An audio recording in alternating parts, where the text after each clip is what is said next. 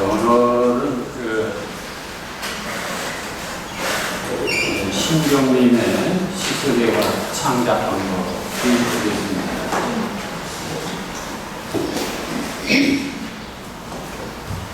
정부도 그렇고 이게 권력체제라는 것이 진보와 보수가 있습니다. 그건 어느 시대나 마찬가지고 또 여당이 있고 야당이 있죠. 그러니까 이제 그러한 두 개의 수레바퀴라고 할까요? 이제 그런 것들이 세상사입니다.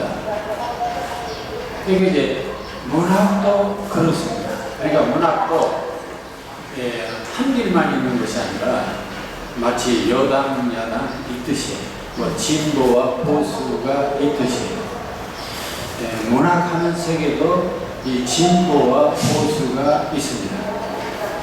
그래서 우리 문단도 사실은 특히 1900년에서 지금까지 쭉 내려오는 건데, 예를 들어서 20년대에는 우리나라에 이제 일제하에서 사회주의가 들어옵니다. 이러면서 결국 이 자유주의냐 사회주의냐, 이게 1920년대부터 대립이 됐던 것이죠. 그게 광복 이후에도 마찬가지입니다. 그래서 그러한 사상적 대립이 문학에도 마찬가지입니다. 근데 이제 지금은 이제 남북 분단이 되었고, 그럼 북한과 남한은 물론 이제 공산주의와 자유주의의 대결이지만 남한 내에서도 또 이제 공산주의가 아니라 진보주의가 있습니다. 그래서 남한 내의 자유주의와 진보주의, 물론 엄격하게 그렇게 나눌 수 있느냐 하는 문제도 있지만은, 그러나 어쨌든 문학의 세계도 그러한 보수와 진보, 또는 자유와, 그래서 이제 일부에서는 얘기하기를 이제 우파와 좌파 이렇게 말해요. 그래서 이 문학하는 세계에도 이 우파 문학이 있고 또 좌파 문학이 있어요. 그러니까 이게 정치, 사상의 대립과 함께 문학도 그러한 두 양상을 띠고 있다라는 사실입니다. 그러니까 우리가 그러한 어떤 대립 속에서 물론 대결할 수도 있지만은 또 그러한 서로 경쟁과 이런 속에서 발전할 수도 있죠. 이런 끊임없는 이 대결과 갈등과 대립과 극복, 이런 과정들을 거칩니다. 그래서 이 우리 문학 단체에도 크게 예를 들어서 구체적으로 보면 한국문인협회가 있는가 하면 또 하나 여기 나옵니다. 민족작가회의라고 하는 또 다른 단체가 있습니다. 그래서 오늘 얘기할 내용은 그러한 두 개의 대립된 하나의 문단 구조 속에서 우리는 솔직히 그냥 다 순수문학을 하지 않습니까? 순수문학 하는 것은 다 이게 우파적인 문학입니다. 말하자면 보수적인 문학입니다. 그런데 이제 좀 좌파적인 문학, 좀 진보적인 문학이 있습니다. 그게 바로 여기 민족작가회의입니다. 그래서 예술단체도 나눠집니다. 우리가 무슨 후에도 예총지부, 예총만 알고 있죠, 여러분들. 근데 예총만 있는 것이 아닙니다. 그러니까 예총이라는 것은 한국예술총연합회. 근데 예총만 있는 것이 아니라 바로 여기 있는 것처럼 한국민족예술인총연합이라는 게 있습니다.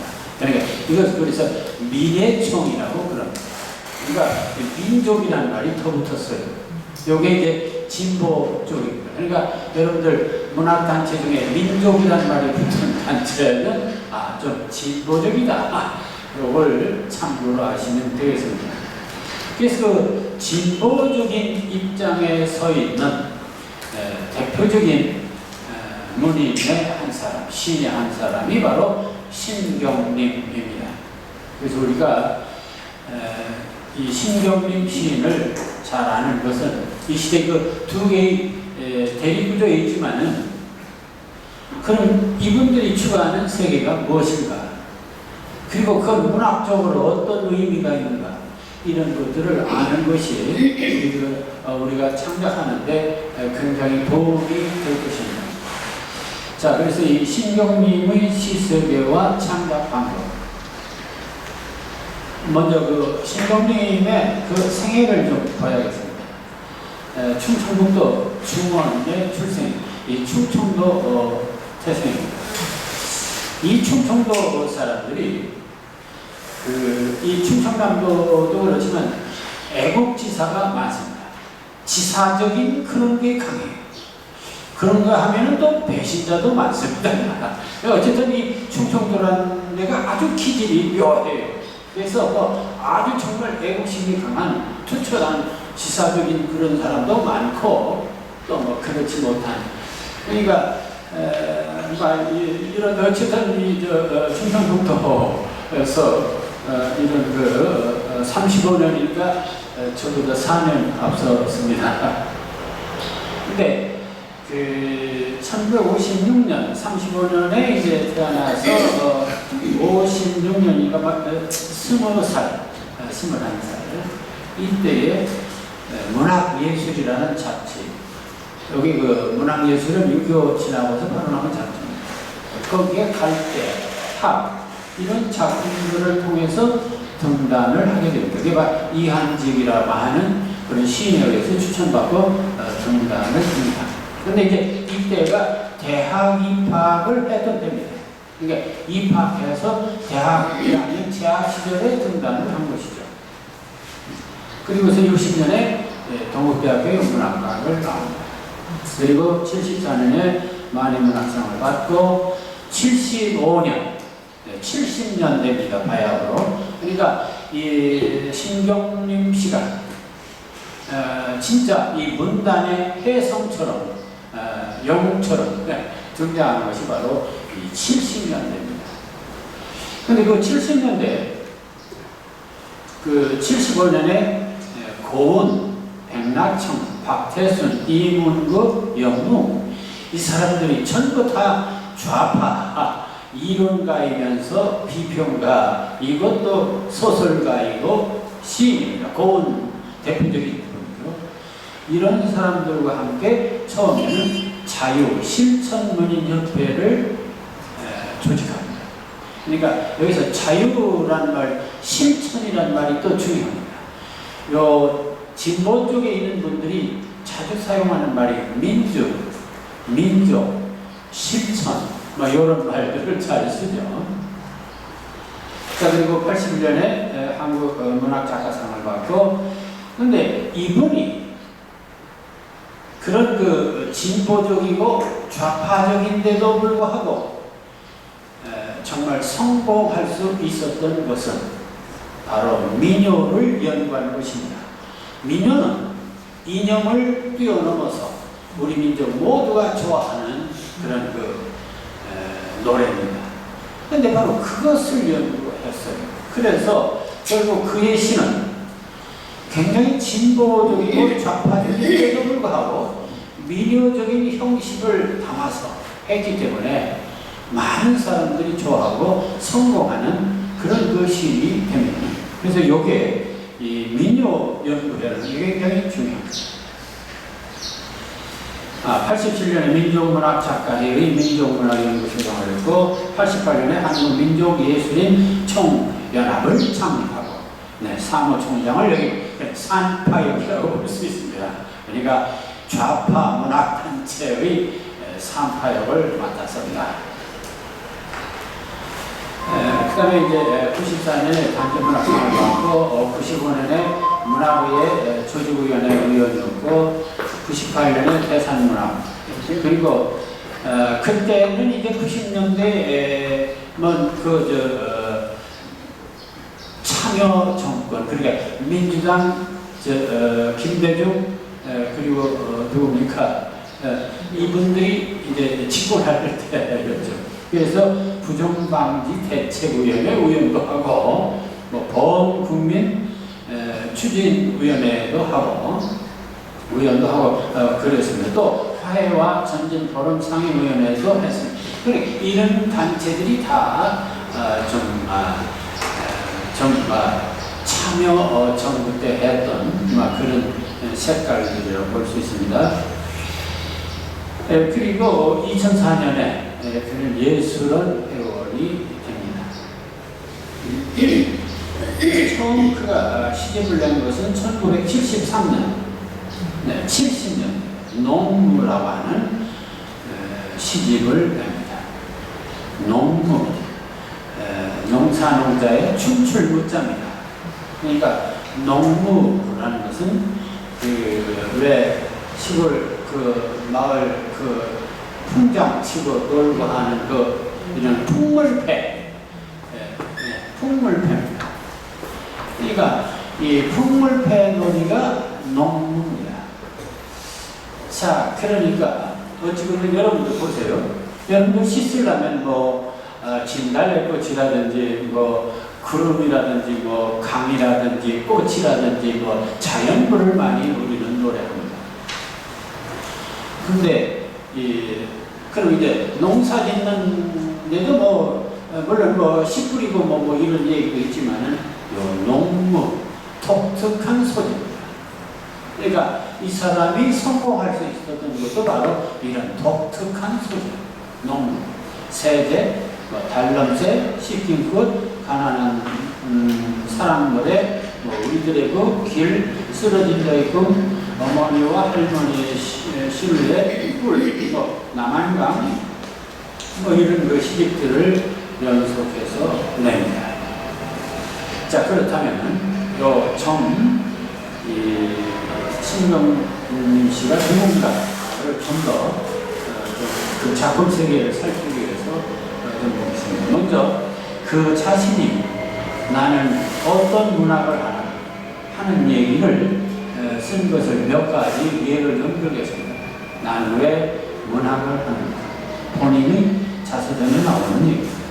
몇 군데를 줄였습니다. 내가 추천받은 시는 처음 1956년이야. 그럼 여러분들 보세요. 1956년이 어떤 때입니까? 1950년에 6.25 사변이 있었고 53년에 휴전을 하고 그 직후입니다. 그러니까 완전히 서울이 잿더미가 되고 정말 그 집대가 그득했던 그 시절이 바로 50년대입니다. 그 시절에 등단을 했어요. 따라서 납달, 석탁, 갈대 등 이른바 순수 서정시는 자기가 순수시를 썼지만 그 무렵에 서울은 전쟁의 상처가 아물지 않아 곳곳에 폭격이나 포탄으로 허물어진 집이 즐비하고 팔이나 다리가 열린 젊은이들이 길거리에 늘어서 있었다. 이 천국의 그 참혹한 상황을 잘 보여주고 있고 그때 그는 시인으로 시작을 합니다. 자, 그리고 이제 대학을 졸업했습니다. 그러나 그 시절 참 취직하기 어려웠어요. 대학 졸업하고. 그러니까 서울에서 도저히 못 살겠으니까 시골로 내려갑니다. 서울살이를 계속할 능력도 내게는 없었다. 대학을 다니고도 밥벌이도 못하는 니은털이어서 거의 10여 년을 시골에서 떠돌게 된 것이다. 그래서 시골에서 떠도는데 무엇을 했냐? 왕부, 농사의 장사, 공사장인 학원 강사, 학교 강사 등 안 해본 것이 없었다.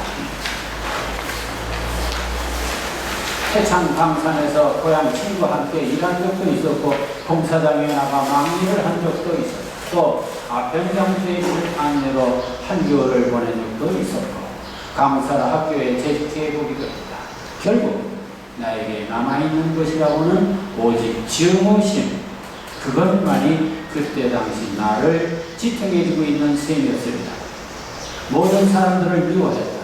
잘 사는 사람들, 높은 자리에 있는 사람들, 학식 있는 사람을 미워했다. 요게 참 어찌 보면 좀 이렇게 물론 다 그런 건 아니지만은 상당히 많은 좌파적인 어떤 사고를 가진 분들 속에 그 어려운 궁핍한 생활 속에서 나타나는 어떤 빈부격차에 관한 불평등. 그러니까 특히 좌파 쪽에 주장하는 것 중에 가장 중요한 게 평등입니다. 같이 잘 먹고 잘 살자. 이겁니다. 왜 너는 잘 사는 난 못 사느냐 하는 이 소위 그 빈부격차, 계급차별. 이게 그 밑바닥에 깔려있는 정서이기도 합니다.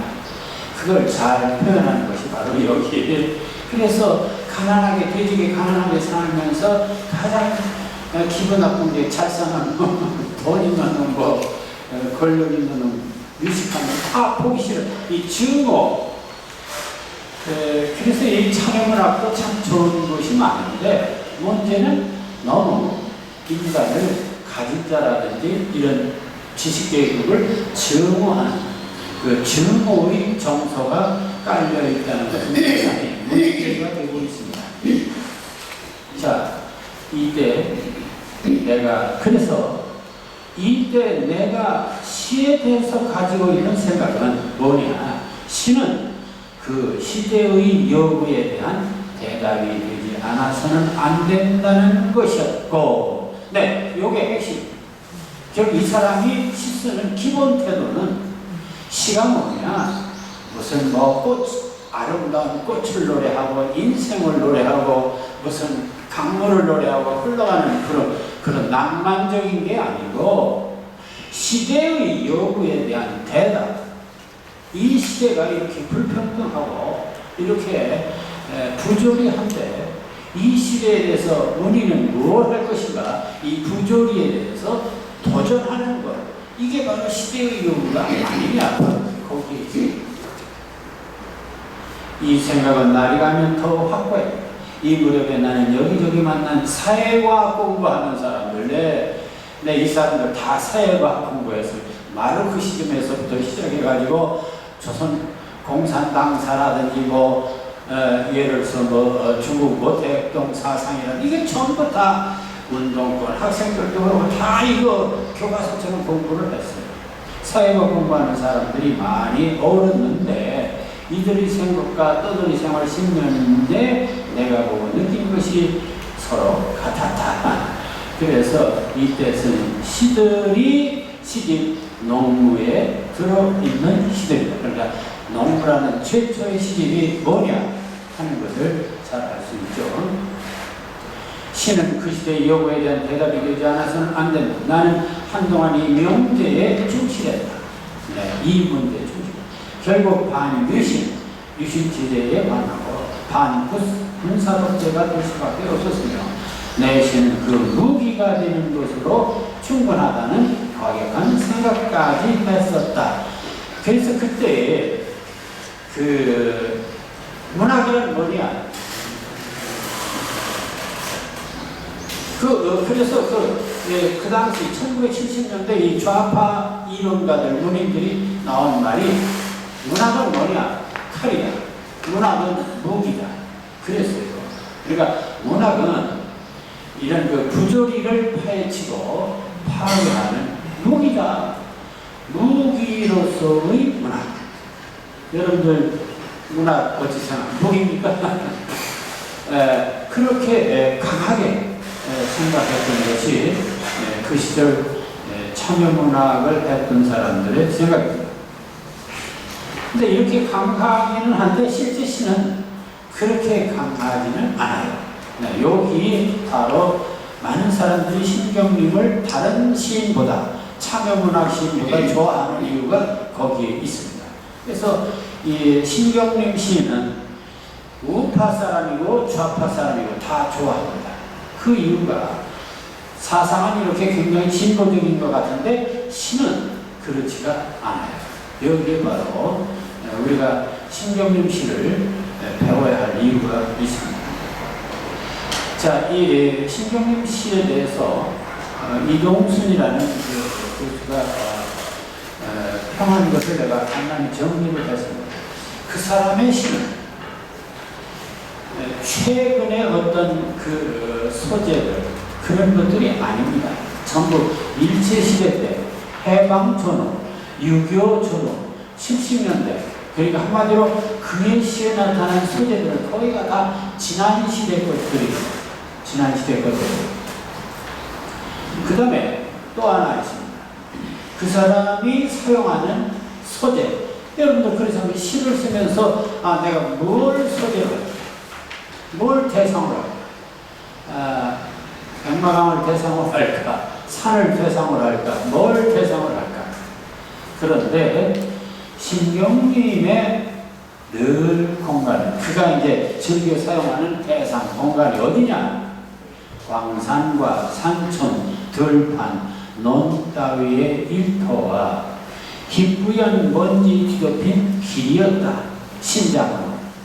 그리고 그 공간을 메우고 있는 인물들은 광부, 농민, 노동자, 빈민, 건달, 변쟁이, 심지어는 하늘 품고 죽은 원기들까지도 등장한다. 네. 김소월이도 향토적인 시인입니다. 그렇지 않습니까? 김소월이도 삭주, 자기 고향에 대한 노래도 많고 여러 가지 자연에 대한 노래도 많습니다. 그런데 김소월이 사용한 소재는 이 사람들에게 시골을 소재로 했고 김소월도 시골을 소재로 했어요. 그런데 근본적으로 다른 점이 있어요. 소재는 시골인데 김소월의 소재는 예를 들어 진달래꽃, 산유화, 뭡니까? 어디까지나 농촌의 자연, 농촌의 자연을 소재로 한 것이 김소월입니다. 산에는 꽃 피네, 꽃이 피네, 갈래도 없이 꽃이 피네. 이게 산유화, 김소월의 산유화입니다. 진달래꽃도 사랑, 근데 결국은 꽃 얘기입니다. 그러니까 또 엄마야 누나야 강변 살자 들에는 반짝이는 그물 아주 강변 간 이런. 그러니까 김소월은 똑같은 시골을 노래하는데도 자연을 노래했어요. 그런데 신경님은 시골을 노래했는데 전혀 우리가 생각지 않은 어디예요? 네, 광산, 산촌, 특히 대상이 광부, 농민, 노동자, 빈민, 건달, 변쟁이 전부 다 가난하고 변두리서 못 사는 사람들, 이런 사람들, 그게 소위 민중이라는 소외된 민중. 이게 달라요. 그러니까 여러분들도 참여 시인 되는 거 간단해요. 뭘 대상으로 하면 되겠어요? 그거야. 가난한 사람을 대상으로 하면 돼요. 다시 말하면 소외된 자, 변두리, 달동네 사람, 소외된 가난한. 그러니까 근대화, 도시문명, 물질문명의 혜택을 받지 못한 가난한 사람들 또는 소외된 사람들, 이걸 대상으로 하는. 그러니까 이 진보 쪽에 있는 사람들이 대개 그런 쪽을 택합니다. 이게 공장 노동자. 자, 바로 여기에서 광부, 농민, 노동자, 빈민, 건달 이런 게 나옵니다. 그리고 그럼 광부, 노동자, 농민들의 어떤 모습이냐? 네. 거의 어김없이 이들의 슬픈 이야기, 못다한 이야기, 억울한 이야기, 한맺힌 이야기, 노여움, 괴로움, 서글픔, 절망, 좌절, 실의, 낙담, 죽음 따위로 연결된다. 그러니까 가난한 농군이 열심히 이렇게 아주 희망, 그게 아니고 한 맺혀서 고생하고 있는 그런 모습들을 대상으로 하고 있습니다. 이게 바로 신경림 씨의 특징입니다. 자, 이렇게 완전히 대상, 소재가 일반 시하고 달라요. 그런데 시는 그렇지만 비록 내용은 그렇지만 표현하는 방법은 특징이 있습니다. 거기 봐 형태, 문체 이런 건데 그의 시의 문체는 시종일관 민중언어에 무르넣어가 있는 철학성을 전폭적으로 신뢰하고 있으며 라고 되어 있습니다. 민중언어. 이것은 왜 민중언어인지는 그 다음에 농무라든지 박예장터라든지 그 시를 보면 알 수 있습니다. 그리고 또 하나 중요한 게 있습니다. 아주 읽기가 편해요. 평이한 문장. 그리고 보면은 무슨 옛날 얘기 읽는 기분입니다. 이야기식입니다. 그러니까 구성지고 재미가 있어요. 그래서 그 형태가 특징은 연 부분이 없습니다. 이 갈대라니 시는 초기에는 연이 있었는데 농무나 그 이후부터는 연 부분이 없이 그냥 줄줄이 쓰죠. 70년대, 80년대에 지금도 많은 사람들이 연 부분 없지 않습니까? 그냥 막 줄줄이 쓰지 않습니까? 이런 것들이 바로 이 민중시에서부터 시작됩니다. 연 부분이 없어요. 그리고 그의 형태는 민요시. 연 부분이 없고 민요적인 것이고 간결한. 근데 여기서 이 민요적이다. 근데 재미있는 것은 소월, 김소월도 민요입니다. 민요적이에요. 근데 두 사람 다 민요적인데 김소월 씨하고 신경림 씨하고 달라요. 그 어떤 점이 다르냐? 이제 그것도 다음에 나오겠습니다만은 김소월은 삼음보, 이 사람은 사음보입니다. 그래서 음보가 달라요. 자, 어쨌든 그래서 이 신경림은 그러한 농촌을 소재로 향토, 소위 향토를 소재로 하지만 무슨 전원이라든지 자연이라든지 그런 것이 아니고 농촌의 가난한 자, 소외된 자, 불행한 자들, 그러니까 어두운 구석에 있는 사람들만을 골라서 그들의 한과 아픔을 노래하는 것이 바로 신경입니다. 그건 그의 시정신이 뭐냐? 결국 그는 그 과거를 통해서, 그러한 과거를 통해서 현재를 다시 생각하고 또 미래를 생각하는데 이 사람은 그런 얘기를 했네요. 현재의 시간으로 직접 이어지며 목적은 미래의 평화, 안정, 행복 따위의 미덕들로 연결된다. 뭐 그런 얘기를 했습니다만은 실제 이제 작품을 통해서 한번 보도록 하겠습니다. 그래서 신경림 어떤 시를 썼는가 이걸 보면은 구체적으로 신경림의 시세계가 이런 거로구나를 알 수가 있습니다.